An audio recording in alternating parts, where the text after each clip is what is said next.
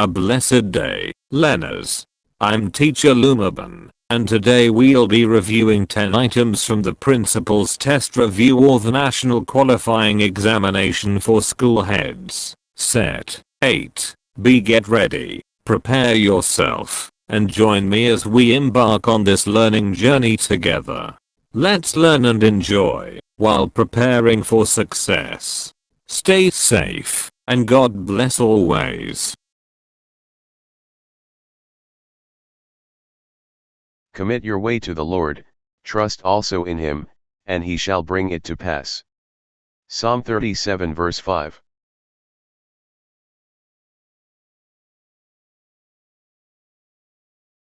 They are issuance on policies, guidelines, or regulations which are generally permanently in nature and are rescinded. A. DEP ed issuances. B. DEP ed order. C. DEP ed memorandum. D. DEP ed advisory. Choose the suitable answer based on the given choices in 5 seconds.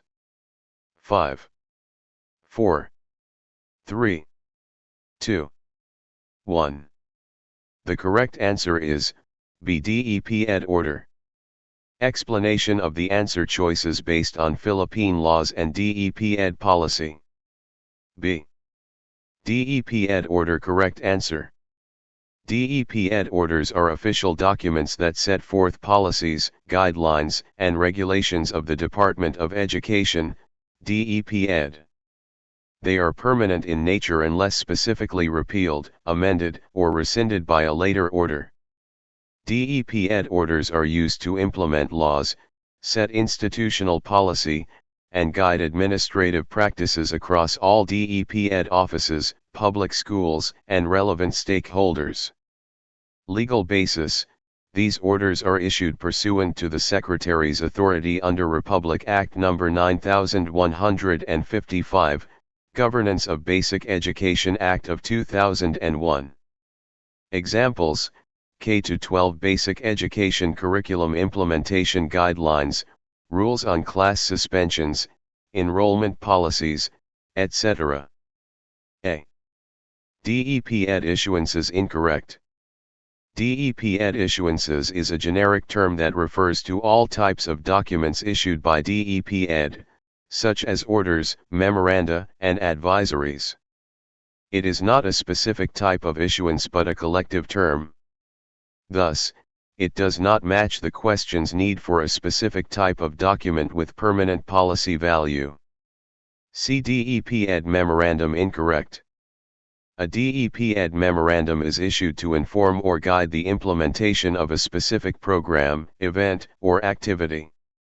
These are not necessarily permanent and are usually temporary or situational in nature. They do not prescribe policy but are rather used for operational communication. Example: announcements about training workshops, deadlines, or reminders. DEP ed advisory. Incorrect. A DEP ed advisory is informative or recommendatory in nature. These are often used to announce events or activities from external organizations that may be of interest or benefit to DEP ed personnel or learners. They are not mandatory, and do not create policy. Example: announcements of academic competitions or seminars hosted by private institutions. Summary. Type: purpose, nature. DEP ed order prescribes policy, guidelines, and regulations. Permanent. DEP ed memorandum operational guidelines or announcements. Temporary. DEP ed advisory informative, from third parties or for optional events. Non-binding. DEP ed issuances general term for all official communications, not specific. Therefore, the best and most accurate answer is B. DEP ed order.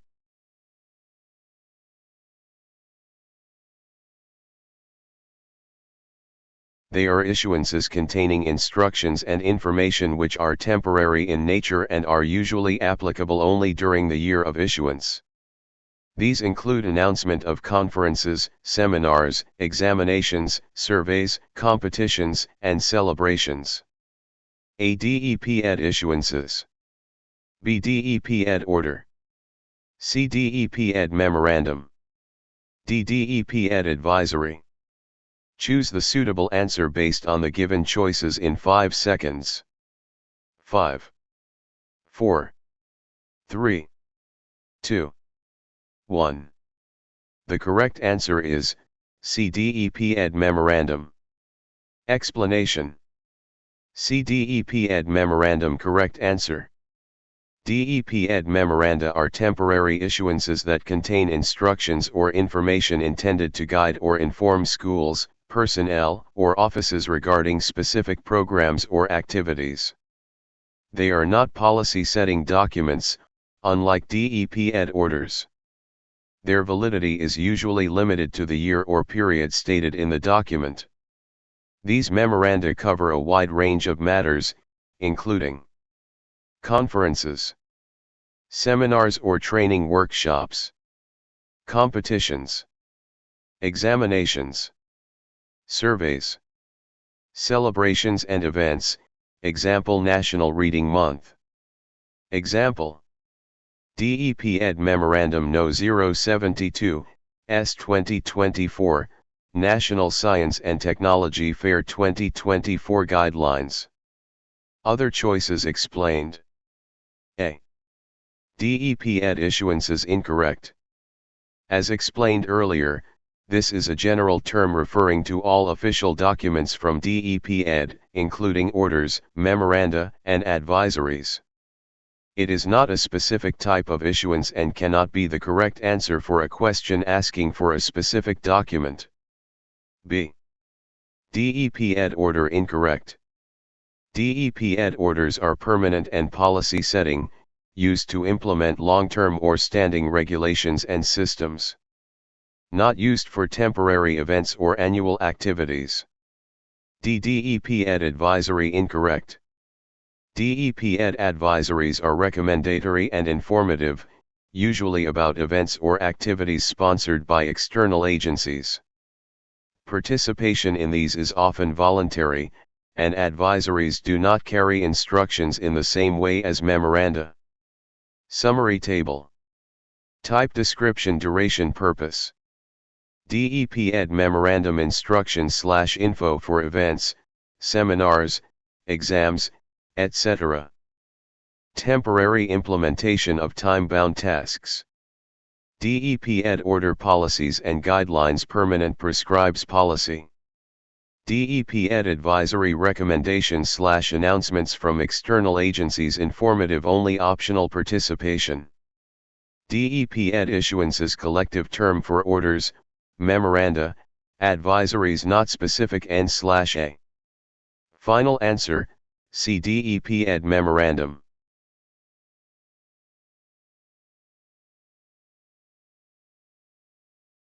They are primarily informative issuances. These include educational statistics, curricular materials, and professional papers, on academic, industrial, health concerns, etc. DECS memoranda and bulletins are numbered consecutively starting with the first issuance in January every year. A. DEP Ed issuances. B. DEP Ed order. C. DEP Ed memorandum. D. DEP Ed bulletins. Choose the suitable answer based on the given choices in 5 seconds. 5, 4, 3, 2, 1. The correct answer is D. DEP Ed bulletins. Explanation. D. DEP Ed bulletins. Correct answer. DEP Ed, formerly DECS, bulletins are primarily informative issuances. They include educational statistics, curricular materials, professional and academic papers, updates on industrial, health, and other sectoral concerns. These bulletins are designed to disseminate knowledge and updates rather than prescribe rules or direct specific action. Bulletins are numbered consecutively from the first issuance in January each year, similar to other DEP Ed documents for tracking. Purpose: to inform, share data, or promote awareness on key topics relevant to the educational sector. Other choices explained. A. DEP-Ed issuances incorrect. Again, this is a general umbrella term for all official documents, orders, memoranda, advisories, and bulletins. It is not a specific type of document. B. DEP-Ed order incorrect. DEP-Ed orders are policy-setting and regulatory documents. They are not meant primarily for informing or disseminating research, stats, or academic updates. See DEP-Ed memorandum incorrect. Memoranda are instructional or directive in nature, usually covering temporary actions or activities, not detailed academic or statistical information. Summary table. Type primary function nature examples. DEP-Ed bulletin informative, shares data, research, updates informative educational stats, curriculum notes, papers. DEP-Ed memorandum instructions on temporary activities directive/temporary training schedules, seminar details. DEP-Ed order prescribes policies, rules, and guidelines permanent policy on grading system, curriculum reforms. DEP-Ed issuances general term for all of the above not specific N/A. Final answer, D. DEP-Ed bulletins.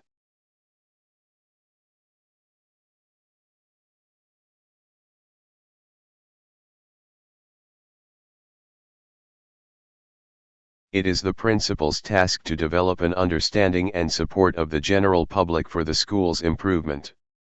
This is a way by which the community is convinced that what is operating in the school is as good as the programs operating elsewhere.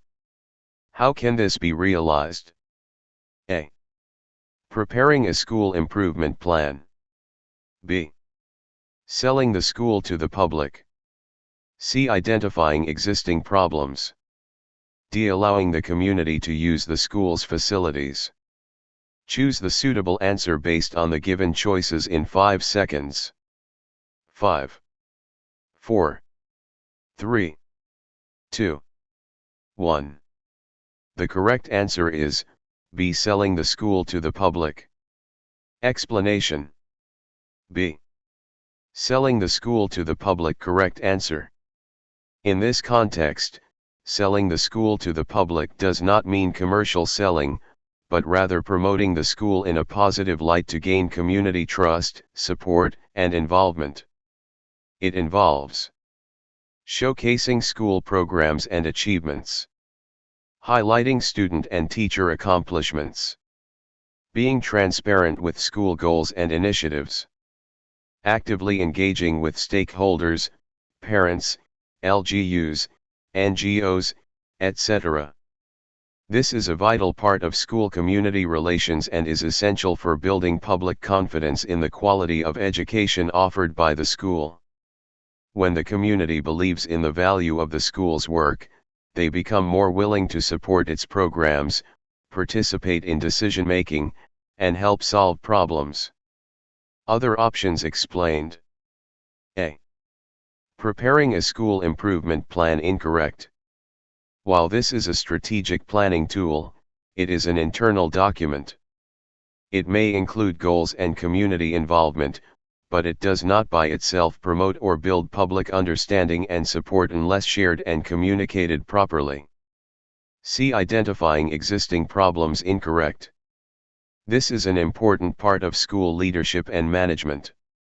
However, merely identifying problems does not actively build public support or promote the school's value to the community. D. Allowing the community to use the school's facilities. Incorrect. This promotes community engagement, but it is not enough to ensure the community understands or supports the school's programs. It's a form of outreach but not a direct method of selling or gaining public trust in the school's quality. Summary. Option description. Why it's correct/incorrect.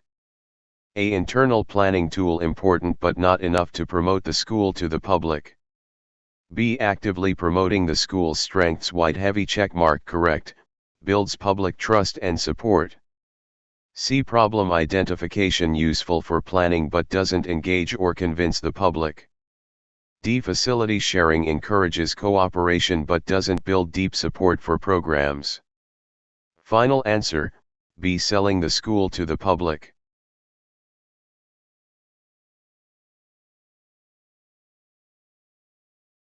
The following are some mode of acquisition of a school site except for 1. A. Purchase. B. Lending. C. Donations. D. Expropriation. Choose the suitable answer based on the given choices in 5 seconds. 5, 4, 3, 2, 1. The correct answer is B. Lending. Explanation. B. Lending. Correct answer. Lending refers to temporarily allowing the use of property without transferring ownership or rights in perpetuity. It is not a legal mode of acquiring ownership of a school site under Philippine law or DepEd guidelines. Since acquisition means permanent or long-term ownership or control, lending does not qualify as a mode of acquisition. Common legal modes of acquiring school sites, under Philippine law. A. Purchase. The government or DepEd buys the property for school use. It becomes permanent property of the government. C. Donations. Individuals or groups donate land for the purpose of establishing a school. Governed by the Civil Code of the Philippines, Articles on Donation. Property is permanently transferred. D. Expropriation. A legal process where the government forcibly acquires private property for public use, such as schools. The owner is compensated based on fair market value. This is also known as eminent domain. Lending, on the other hand, involves temporary use only, and the owner retains ownership. Since the land can be reclaimed, it does not serve as a reliable, long-term school site. It is not listed in official DepEd guidelines or laws as a valid acquisition method for school sites. Final answer, B. Lending.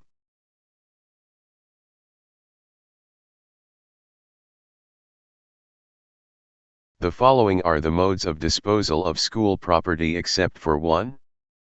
A. Condemnation/destruction of the property. B. Pounding and breaking of the property. C. Transfer/donation of the property. D. Sale of unserviceable property. Choose the suitable answer based on the given choices in 5 seconds. 5, 4, 3, 2, 1. The correct answer is B. Pounding and breaking of the property. Explanation. B. Pounding and breaking of the property. Correct answer.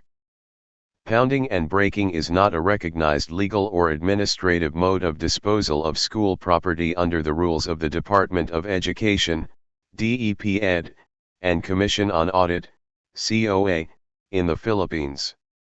It is an informal or vague term and not part of the official property disposal processes outlined in government regulations.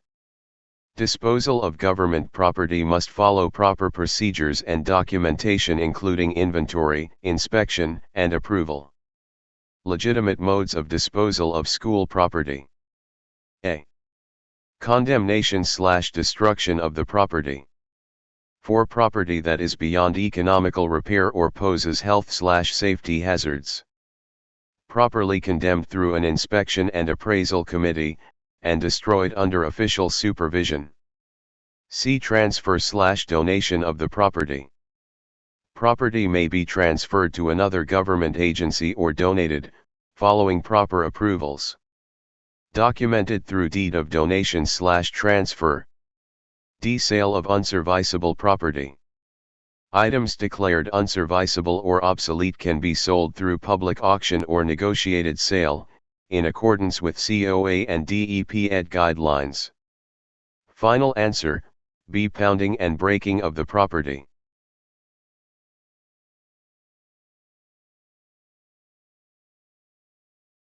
It is the function of the Commission on Audit, COA, to credit loss of property or act of accountability.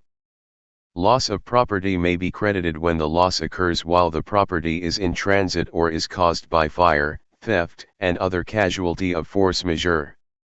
A. Relief from property from accountability. B. Reprimand from Commission on Audit. C. Blotter from the police. D. Affidavit of loss. Choose the suitable answer based on the given choices in 5 seconds. 5, 4, 3, 2, 1. The correct answer is A. Relief from property from accountability. Explanation. A. Relief from property from accountability. Correct answer. This is a formal process under the Commission on Audit, COA, where a government officer or accountable person is officially released from responsibility for the loss of government property. Losses due to fire, theft, force majeure, natural disasters, or while in transit may qualify for relief from accountability, but the loss must be investigated. Supporting documents must be submitted, example affidavit of loss, police report, inventory reports, etc. The COA must approve the relief from accountability request after verifying that there was no negligence or fraud involved. Other options explained. B. Reprimand from Commission on Audit. Incorrect. A reprimand is a disciplinary action, not a process of crediting loss. It may be imposed if negligence or misconduct is proven, but not applicable for crediting lawful loss of property. C. Blotter from the police. Incorrect. A police blotter may be required as part of the documentation. However, by itself, it does not relieve accountability. It only supports the claim, not finalizes it. D. Affidavit of loss. Incorrect. This is also a supporting document in the process, usually prepared under oath by the accountable person. It does not serve as a decision or authority to credit the loss. Only COA has the authority to issue the relief. Final answer, A. Relief from property from accountability.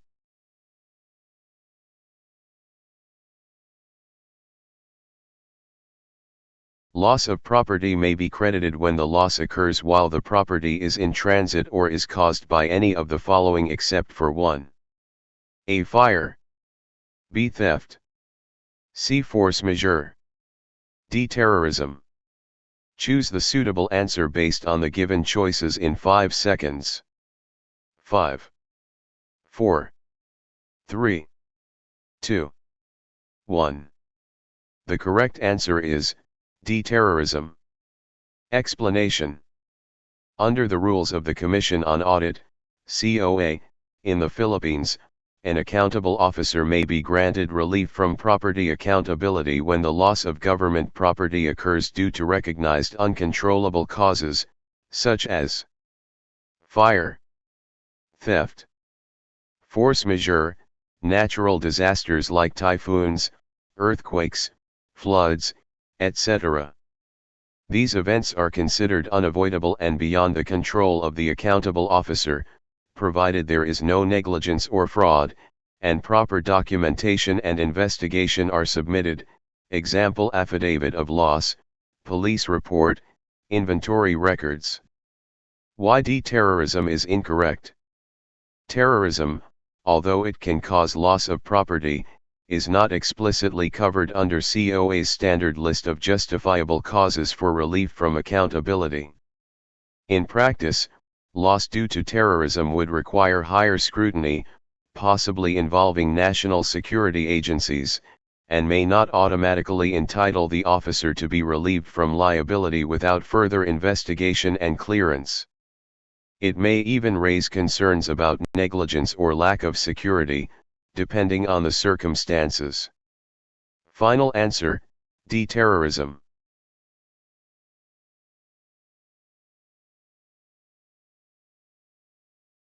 What is your school provision in teacher deployment analysis if your school code is blue? A. Excessive surplus provision. B. Surplus teacher provision. C. Generous teacher provision. D. National mean ratio. Choose the suitable answer based on the given choices in 5 seconds. 5, 4, 3, 2, 1. The correct answer is C. Generous teacher provision. Explanation.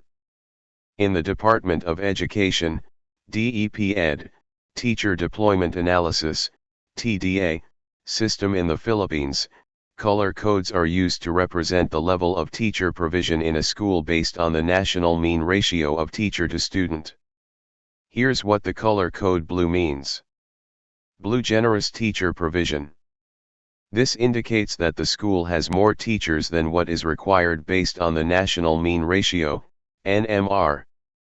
The number of teachers may still be within acceptable limits, but the school is better resourced in terms of teaching personnel than the average. DepEd Teacher Deployment Analysis Color Codes, Summary. Color meaning explanation. Red: acute teacher shortage, school has far fewer teachers than required. Orange: severe teacher shortage, still very short of the required number of teachers. Yellow: mild teacher shortage, slightly below the national mean ratio. White: balanced teacher provision, exactly at or near the national mean teacher-student ratio. Blue: generous teacher provision, more teachers than required by the national mean ratio. Green: surplus teacher provision, excess teachers, significantly more than the required number. Note: if the provision exceeds even the blue level, it may fall into green, surplus, or dark green, excessive surplus, depending on the scale. Final answer: C. Generous teacher provision.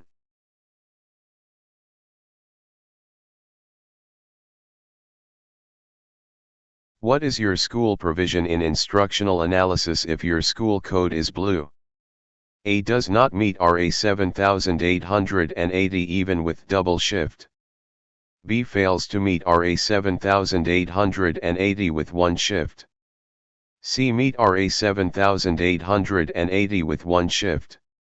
D. Does not meet RA 7880, severe classroom shortage. Choose the suitable answer based on the given choices in 5 seconds. 5, 4, 3, 2, 1. The correct answer is C. Meet RA 7880 with one shift. Explanation.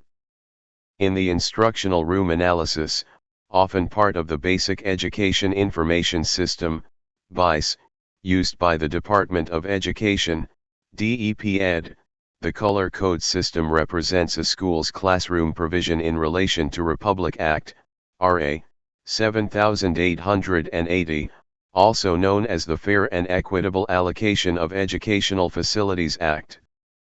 If the school code is blue, it means the school meets the minimum classroom requirement as mandated by RA 7880, even with just one shift. The school has an adequate number of classrooms and does not need to conduct double shifts to accommodate learners. About RA 7880, Fair and Equitable Allocation of Educational Facilities. It ensures that the allocation of classrooms and educational facilities is based on student population. The goal is to maintain an ideal classroom-to-student ratio, usually 1:45 for public elementary and high schools. A school meets RA 7880 if it can accommodate students in one shift while maintaining acceptable class size. Final answer: C. Meet RA 7880 with one shift.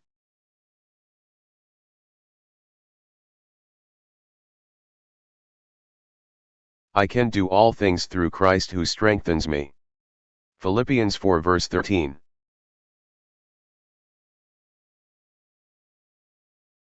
I hope you enjoyed and learned something valuable from our discussion on the Principal Test Review or the National Qualifying Examination for School Heads. If you found this video helpful, please give it a thumbs up And don't forget to share it with your friends so they can learn too. Feel free to leave any comments, questions, or suggestions in the comment section below. Thank you so much for watching. I look forward to seeing you in my next video. God bless, and take care.